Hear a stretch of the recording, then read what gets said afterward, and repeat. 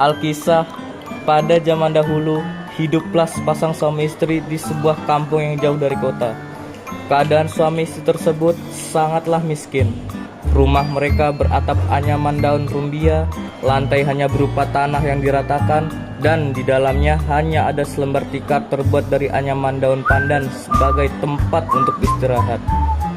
Suatu hari, terjadi suatu percakapan serius di antara kedua suami istri tersebut. Istriku, sebenarnya apa kesalahan kita hingga setua ini belum juga dikarenai momongan.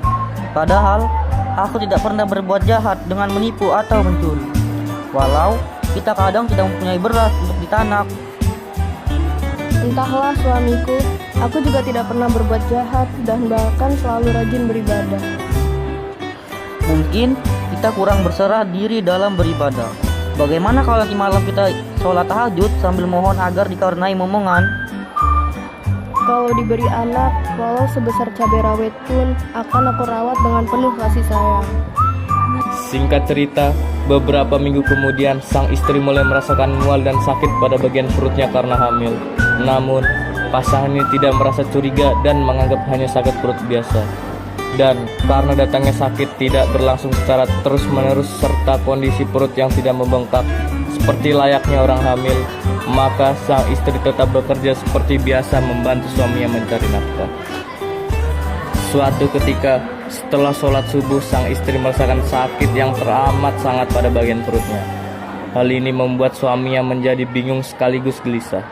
Ia ingin segera membawa istrinya berobat ke tabib atau dukun terdekat, tetapi tidak mempunyai uang sepeser pun untuk membayarnya.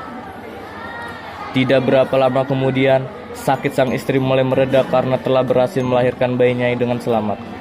Tetapi, betapa terkejutnya mereka ketika melihat kondisi fisik bayi tersebut hanya sebesar cabai rawit. Sang istri pun menjadi bersedih hati.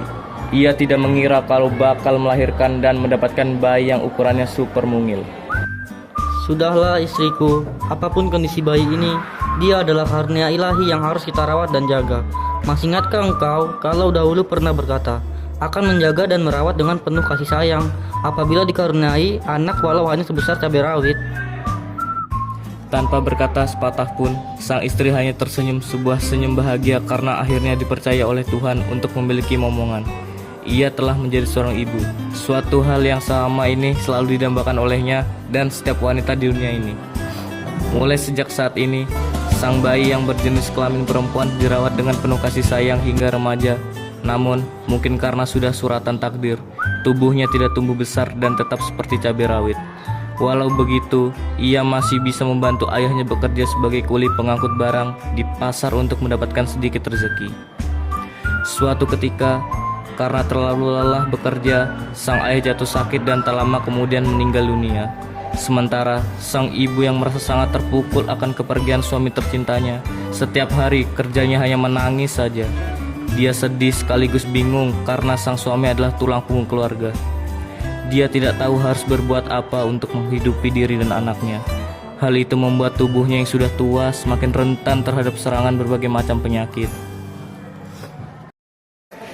Khawatir akan kesehatan ibunda tercintanya, sang anak yang diberi nama sesuai dengan ukuran tubuhnya yaitu cabai rawit, berinisiatif untuk menggantikan posisi sang ayah sebagai kuli pengangkut barang di pasar. Saya akan bekerja menggantikan ayah, Bu. Jangan nak, nanti kalau kau terpijak orang bagaimana? Mudah-mudahan tidak terjadi apa-apa, Bu. Saya sudah biasa membantu ayah di pasar. Anakku, hanya engkau sekarang satu-satunya orang yang ibu sayangi. Ibu tidak mau kehilanganmu, nak. Yakinlah kalau semuanya akan baik-baik saja, asalkan ibu mau mendoakan saya. Nanti kalau memang ternyata tidak sanggup, saya akan langsung pulang. Baiklah anakku, kalau engkau memaksa, berhati-hatilah engkau selama bekerja dan jangan terlalu memaksakan diri. Ibu tidak mau hal serupa yang terjadi pada ayahmu terulang kembali pada dirimu. Setelah mendapat restu dari ibunya, Tanpa bekal apapun, cabai rawit segera berangkat ke pasar. Ketika sampai di sebuah perempatan jalan, dia berpapasan dengan seorang pedagang pisang. Karena tubuhnya sangat kecil, sang pedagang tidak melihat sehingga raga pisangnya nyaris mengenai tubuh cabai rawit. Awas Pak, raga pisangmu hampir mengenai tubuhku. Spontan, sang pedagang pisang menghentikan langkahnya sambil celingak-celinguk melihat ke samping dan belakang. Raga pisangmu hampir mengimpit tubuhku. Pedagang pisang yang tetap tidak dapat melihat siapa yang sedang berteriak, akhirnya menjadi ketakutan. Tanpa berpikir panjang, dia langsung saja ambil langkah 1000 dan meninggalkan dagangannya. Begitu saja karena mengira ada makhluk halus yang ingin mengganggunya. Dagangan yang ditinggalkan itu lalu diambil oleh cabai rawit untuk dibawa pulang ke rumah. Pikirnya, daripada diambil orang atau dimakan hewan ternak, lebih baik pisang-pisang itu ia bawa ke rumah untuk dimakan bersama ibunya sebagai pengganti nasi. Keesokan harinya, ketika berjalan di tempat yang sama, cabai rawit hampir dilindas oleh seseorang yang sedang bersepeda sambil membawa beras. Karena kaget, si cabai rawit lalu berteriak, Hati-hati, ban sepedamu dapat mengilas tubuhku. sama seperti pedagang pisang kemarin. Orang yang ternyata pedagang beras tersebut langsung menghentikan laju sepedanya sambil celingak-celinguk mencari sumber suara yang didengarnya. Namun, karena tidak ada orang di sekitarnya, sang pedagang beras langsung mengayuh sepedanya dengan meninggalkan beberapa karung berasnya agar lebih ringan. Hal serupa juga terjadi pada keesokan harinya. Namun, kali ini dengan seseorang pedagang ikan, dan sama seperti pedagang pisang maupun beras. Sang pedagang ikan juga lari tunggang langgang dengan meninggalkan dagangannya begitu saja. Ikan-ikan itu juga dibawa pulang oleh cabai rawit dengan alasan daripada dimakan kucing atau binatang lain pemakan daging. Begitulah setiap hari cabai rawit selalu saja berpapasan dengan para pedagang, mulai dari pedagang makanan, pakaian, hingga perhiasan. Mereka semua ketakutan dan meninggalkan barang dagangannya, sehingga cabai rawit selalu membawa pulang berbagai macam barang tanpa harus bekerja sebagai kuli angkut di pasar. Lama-kelamaan, karena ibu cabai rawit semakin makmur hidupnya, para tetangga menjadi curiga.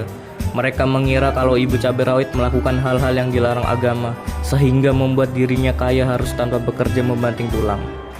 Oleh karena itu, diketuai oleh kepala kampung, para warga berbondong-bondong mendatangi rumah ibu cabai rawit untuk meminta penjelasan. Setelah bertemu dengan ibu cabai rawit, sang kepala kampung sebagai juri bicara langsung bertanya, Dari mana engkau mendapatkan kekayaan? Padahal tidak bekerja dan tidak ada lagi orang yang memberimu nafkah. Ibu cabai rawit hanya diam 1000 bahasa, sehingga sang kepala kampung mengulangi pertanyaannya lagi. Tolong jawab pertanyaanku, agar warga desa di sekitar sini tidak curiga terhadapmu. Tiba-tiba dari dalam rumah terdengar suara, Tolong jangan ganggu ibuku. Kalau kalian ingin menyakiti, sakitilah aku. Ibuku tidak bersalah. Orang-orang yang mendengar suara itu sontak terkejut.